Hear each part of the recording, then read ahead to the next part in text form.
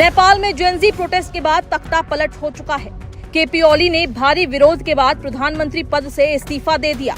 अब सवाल है कि नेपाल का नया पीएम कौन बनेगा, किसे नेपाल की सत्ता मिलेगी। इन्हीं सवालों के बीच जो नाम सामने आ रहा है वो चौंकाने वाला है, क्योंकि जिस नेता को नेपाल का प्रधानमंत्री बनने की मांग हो रही है, उनका न सिर्फ नेपाल में दबदबा है बल्कि भारत से भी कनेक्शन है।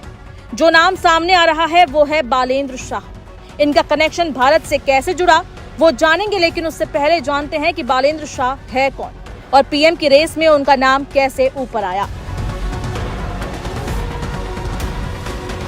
काठमांडू के मेयर बालेंद्र शाह, जिन्हें बालेन शाह के नाम से जानते हैं, 2022 में स्वतंत्र उम्मीदवार के तौर पर मेयर का चुनाव जीतने वाले बालेन युवाओं के बीच काफी लोकप्रिय है।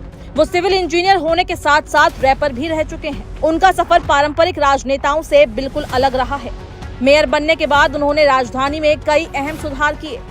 शहर की सड़कों की सफाई, फुटपाथों को पैदल यात्रियों के लिए सुरक्षित बनाना, सरकारी स्कूलों की गुणवत्ता पर निगरानी बढ़ाना और टैक्स चोरी करने वाले निजी स्कूलों पर कार्रवाई जैसे कदमों से उनकी छवि मजबूत हुई।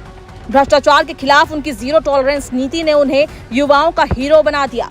यही वजह है कि आज आंदोलनकारी उन्हें प्रधानमंत्री बनाने की मांग कर रहे हैं। उनका मानना है कि पारंपरिक राजनीतिक दल और नेता अब देश को सही दिशा नहीं दे पा रहे हैं और बालेन ही नई पीढ़ी की उम्मीद बनकर उभरे हैं। बालेन शाह की लोकप्रियता केवल नेपाल तक सीमित नहीं है। 2023 में टाइम्स मैगजीन ने उन्हें दुनिया की 100 प्रभावशाली हस्तियों की सूची में शामिल किया था। न्यूयॉर्क टाइम्स जैसे अंतर्राष्ट्रीय अखबारों ने भी उन पर रिपोर्ट प्रकाशित की। सोशल मीडिया पर उनके पोस्ट अक्सर राष्ट्रीय बहस का मुद्दा बन जाते हैं और ट्रेंड करने लगते हैं। उनकी लाइफस्टाइल और स्टाइल युवाओं के लिए रोल मॉडल की तरह है।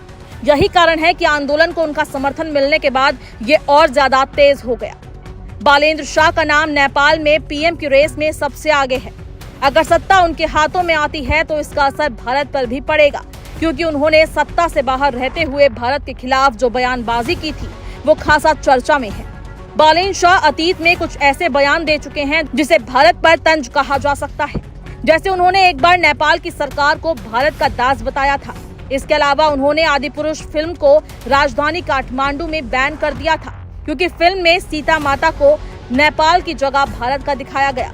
बालेंद्र शाह ने ये बयान तब दिए जब वो सत्ता से बाहर थे, और जब कोई नेता विपक्ष में होता है तो वो सरकार को घेरने के लिए कई आरोप लगाता है।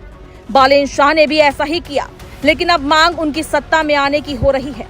ऐसे में देखना होगा कि जब उन्हें पीएम की कुर्सी मिलती है तो उनका भारत के प्रति रुख क्या रहता है। क्या वो अपने पुराने स्टैंड पर बरकरार रहते हैं या फिर उनके तेवर बदल जाते हैं।